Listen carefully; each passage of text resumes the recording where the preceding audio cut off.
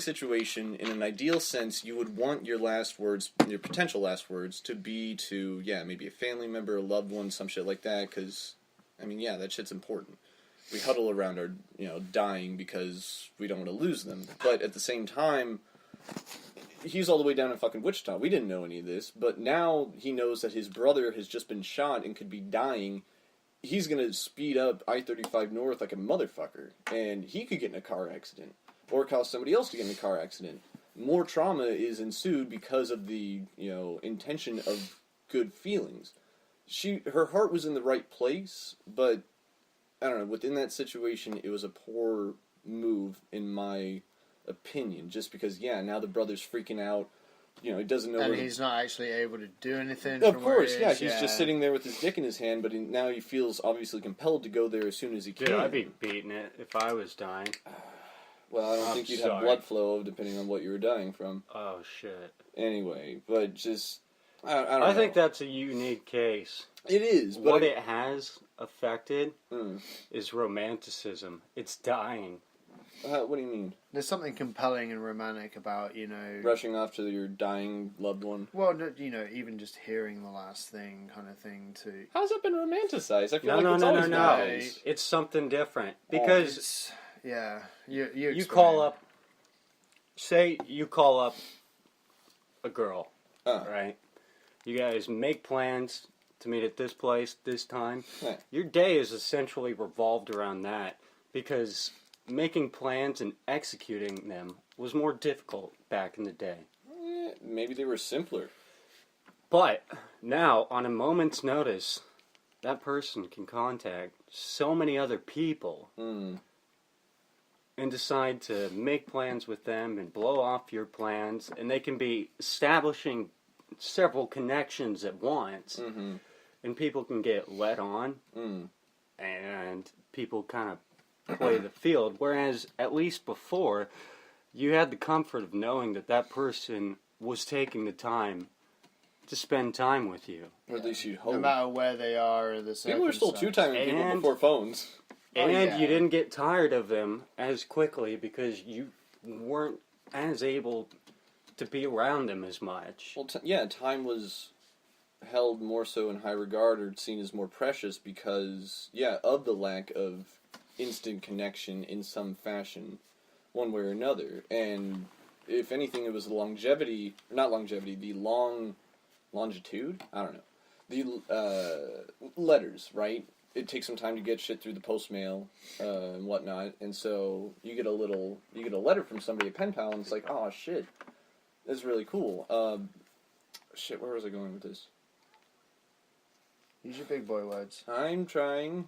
Pen pals. It's more meaningful, more impactful because of the fact that it took so long to get there, and it was.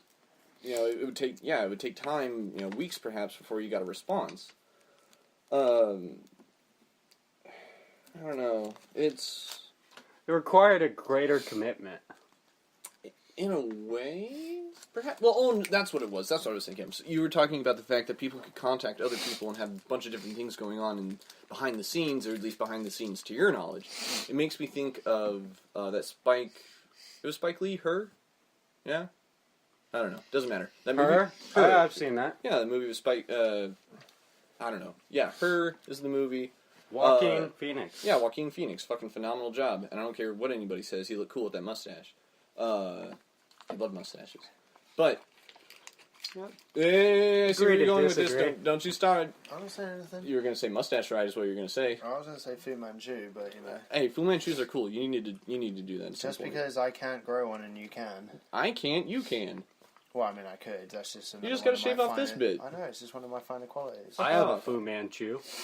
I mean, you could. Well, no, I do. You're lying to the audience, Ham. No, it's not on my face. Oh, what? Anyway. You got that Mr. Miyagi. Anyway. Yeah. Christ. You want to see it? No. Keep that in your pants. Yeah. No. Whoa. I never said it was in my pants. And I never said that it wasn't. It's awfully presumptuous. You're right, but it is presumptuous. In the movie Her, at the, toward the end, it's like a little bit before the climax of the movie in a way, or maybe it is a climax. Joaquin Phoenix's character comes to find that not only is, I forget the fucking Scarlett Johansson's character's name, or at least the AI, she's not only in love with him, but like 300 some other odd people after like she kind of dives into the, basically the internet that is its own realm at this point with a bunch of different AI consciousnesses running around. Consciousness whatever. Running around like legitimate real people, because I mean that's part of the movie itself. What constitutes a human being? It's a Ghost in the Shell kind of theory and whatnot. What makes a human? The consciousness, or is there certain emotive aspects to it that AI could never comprehend or be able to execute in a reasonable fashion? We're starting to go into the Turing test. In any case, thank you, Monk. She admits to the fact that, because of my connectivity with so many other people, I have come to quote-unquote love so many other people other than just you, and he is... What a whore. No, I mean, well... Tongue in cheek. No, you actually... Providing the comedic relief. No, you bring a valid point, or at least from my stance on what a whore is. A whore is not just a man or a woman, it's anybody. And it comes down to somebody who fucks with, be it literally, but more so metaphorically, somebody's emotions. I mean, it's just infidelity, being untrue, and it's, you are saying you will be this to someone, but in fact you're not, and you're doing other shit, emotionally, physically, whatever the hell, with someone else. I can be as much of a whore as anyone else can be, but... Dude, I'm wearing... stripper boots. You're not wearing right now. Those are biker boots. Same thing. Are you free later on? Fair enough. Yeah. All Oh right, god. We'll get back to that. $50. Oh, cheap. Where are you going for your lap dances? But yeah, it's Bazookas. that's actually not a bad place. I mean, Off subject. Yeah. then again, I've only Have you off seen subject. my belt? By the way, it's a rope belt. Because Valentina fucking ripped it off and beat me with it. And then didn't give it back. I wonder if that's because I wouldn't get a private room. I wonder if that's where You got Thomas one went. notch in your belt, and No. it's not just your right hand. I'm gonna edit that out. Yeah, good luck with that. Nobody shows me up on my podcast. Alright, hand. I want to go. I dropped like $250. And by the way, I would never call a woman a whore. Yeah, it's like, I don't... Oh, shut up! You would. No, I wouldn't. It's comes to that thing, it's, like... Because I don't let myself...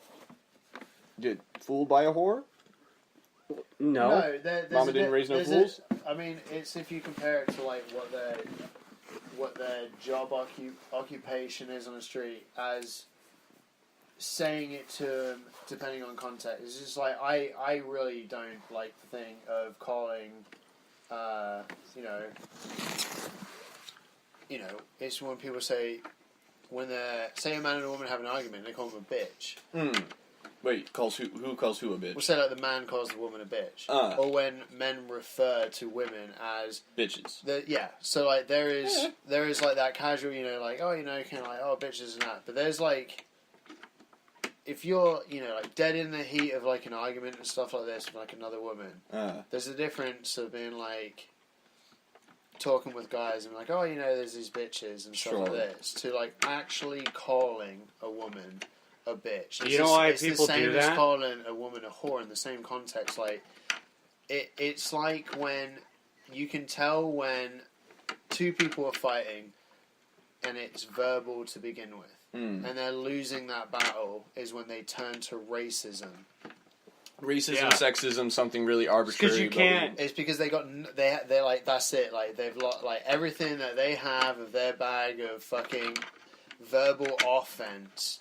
It has just been completely obliterated by someone of a better intelligence and use of words. Stoops, to the point of where it's just fruit. like, if it's a black versus a white guy and the white guy's losing the battle, he will instantly turn to fucking racism. It's I like wouldn't say verbal instantaneous. debate that turns into a fist fight. Yeah. Sometimes. Well, here's my thing: is I will call a woman a bitch. I probably won't go out of my way to try and say whore, unless, of course, it pertains to the situation. Now, Unless I'm saying it ironically. Again, if it calls for it. But it's more along the lines of, in any kind of fighting, for the most part, be it physical, verbal, emotional, whatever the fuck, intellectually, I wait for the first punch to get thrown. Because, I don't know, maybe that's just the way that I was taught to handle shit in a way. Plus, it also kind of helps you in a legal sense if it does end up being literal fisticuffs. Because it's like, yeah, I was defending myself at this point. He threw the first punch. But, I mean, I've been in situations, I'm sure you probably have been too, with a significant other, and, you know, they start going off because of whatever the hell it is, and maybe you're both really pissed off, but I won't, I mean, hell, I struggle to think about a time. I have. You have, what, actually called a girl, your girl? No. Oh, just a woman a bitch? I mean, maybe in my teenage years, but that never accomplishes anything. No, of it's course, you just want to hurt them as much as they just hurt you by calling you whatever it is they called you. Yeah. It's tit for tat, pardon the pun. Well, I've gotten to a point where... Well, you just don't get phased anymore. Plus, you look for something to kind of make them feel small instead, as opposed to trying to make yourself look big. Well, I'd rather give them something that they could think about and help them understand my side of whatever disagreement it is. And by calling them a name, they're not going to listen to anything you say. Right. If anything, they're going to shut down even more so, and it's just going to start devolving into, senseless name-calling of, oh, you dick, you bastard, you bitch, you cunt, whatever the fuck. I mean... I no longer operate on emotion. I mean, I experience emotion, but I don't let it dictate. Well, you try your best, I think. I think that's all we can all say. I don't act on negative emotions.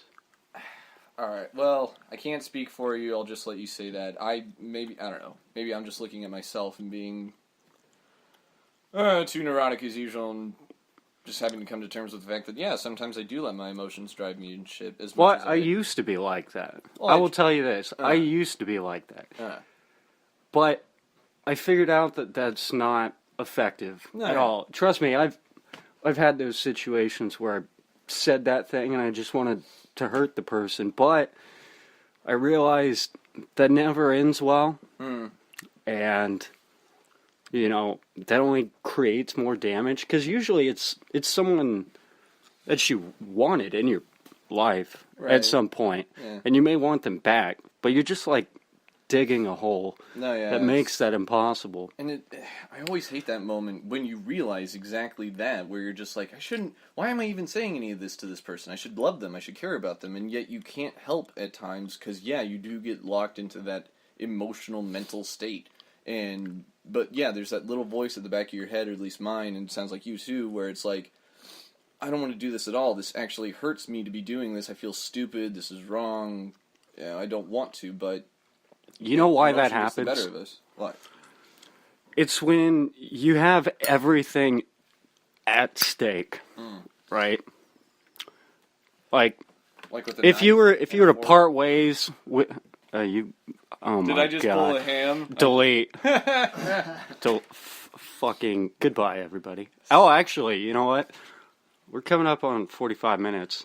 I'm gonna go ahead and change this over. Don't touch that dial. Well, actually, you have to. For fuck's sake. Okay, hang on.